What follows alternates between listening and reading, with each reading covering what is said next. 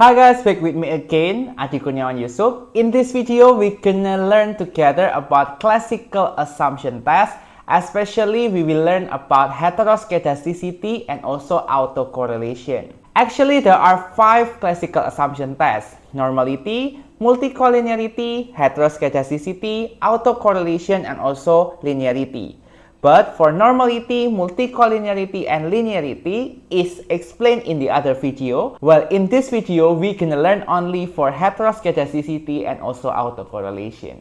What is heteroscedasticity? Heteroscedasticity is a condition when the variance of the residual or error term is not constant. So you have to know that in the regression model there is we call as the error term. When the variance of the error term is not constant, it is heteroscedasticity. In this graph, you can see the difference between heteroscedasticity and also homoscedasticity. In heteroscedasticity, the variance of the error term is not constant. It is different with homoscedasticity, right? Good data does not exhibit heteroscedasticity. Again, good data has no heteroscedasticity. There are several tests for heteroscedasticity. The first one is Glatzer test, the second one scatter plot, the third one Park test, the fourth one Bruce-Pagan test, and the last one White test. However, using SPSS, it is easier for you to choose Glatzer test, scatter plot, and Park test.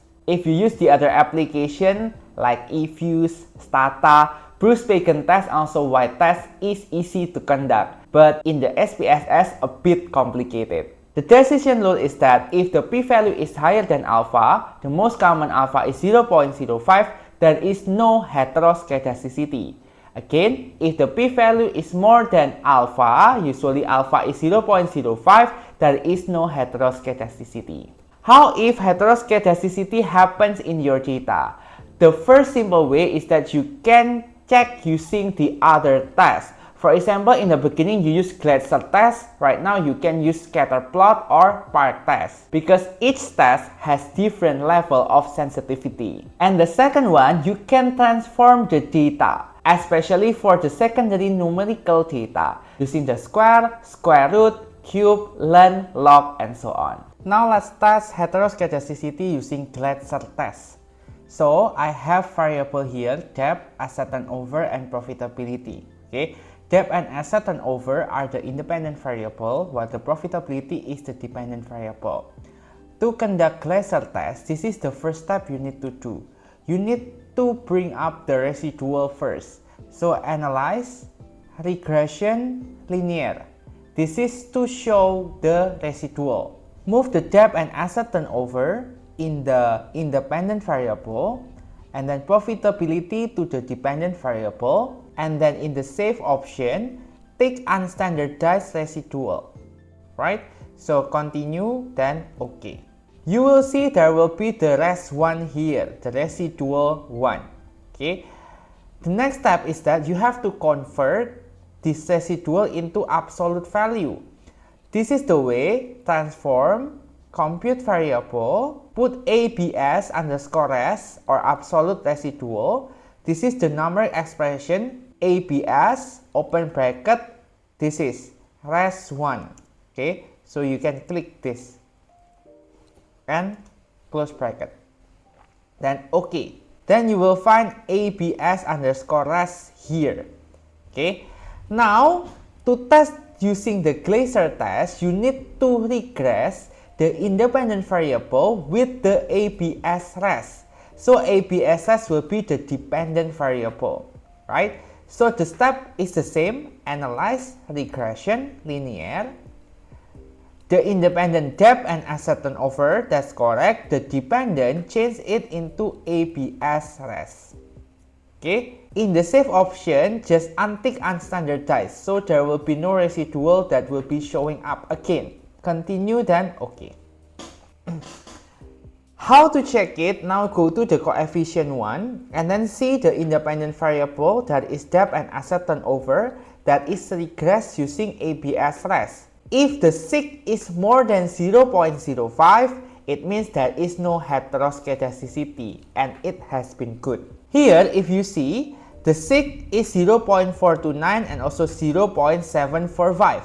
It means both of them have p-value more than 0.05. So the conclusion, there is no heteroscedasticity happen. Now let's try the second method using the scatter plot. The step is simple, so analyze, regression, linear. Okay.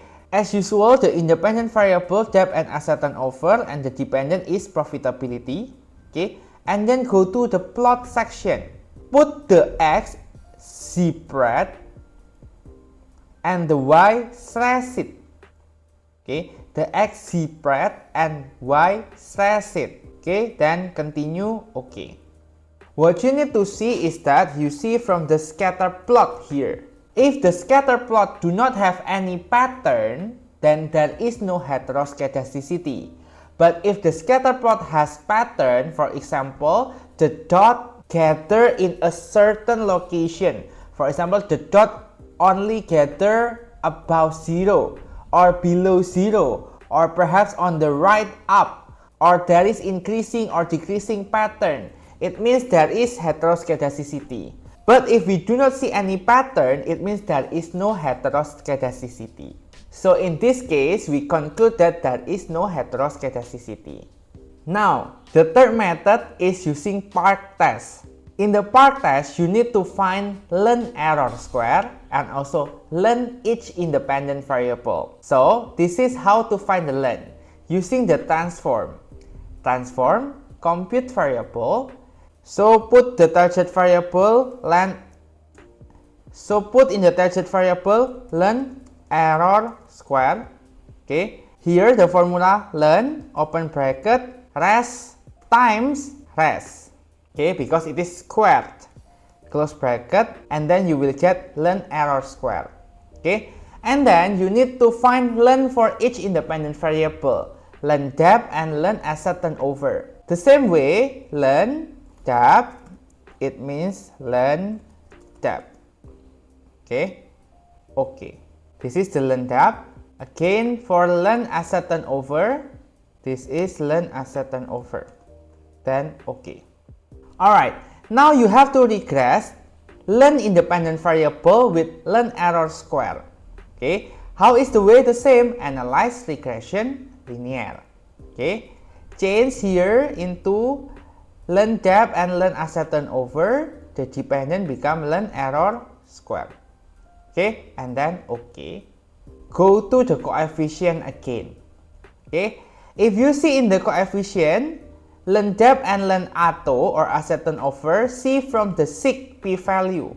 If it is more than 0.05, it means there is no heteroscedasticity.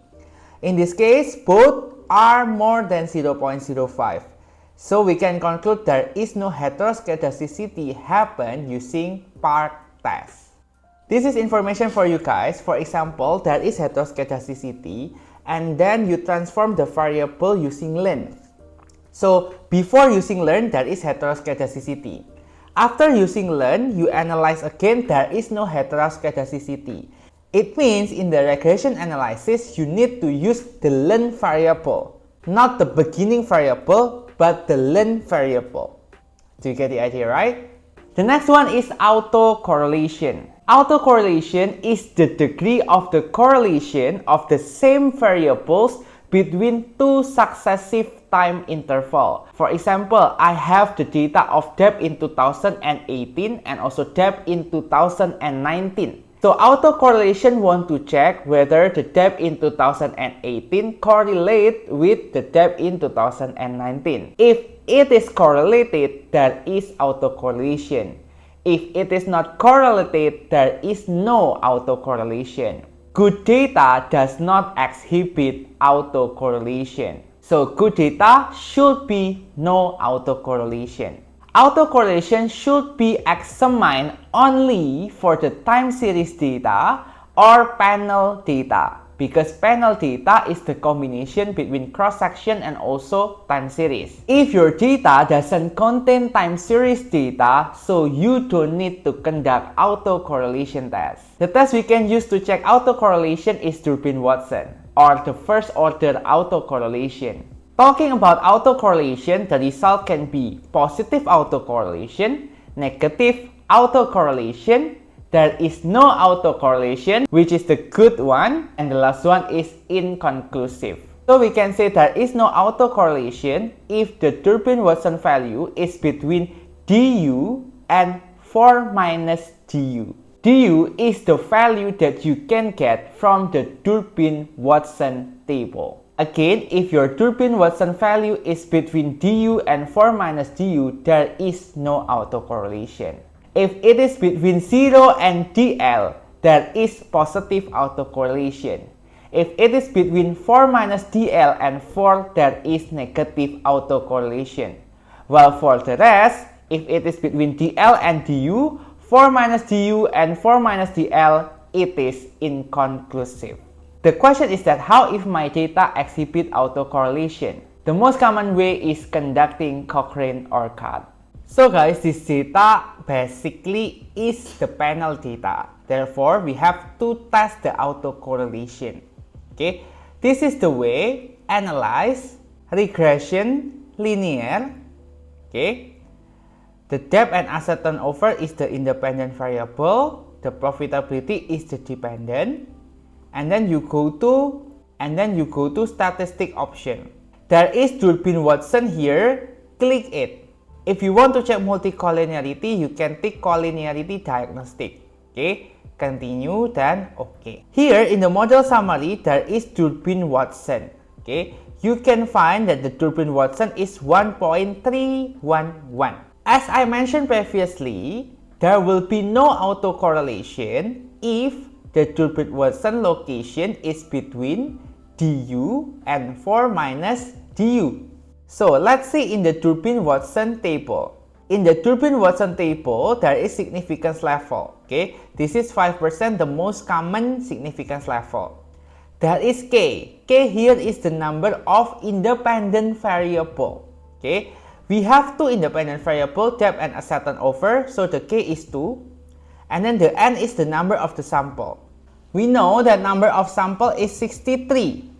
It means we go to 63 here, and this is the K equals to 2, and we find the du will be 1.6581. So of course, the Turpin-Watson value is not between du and 4 minus du.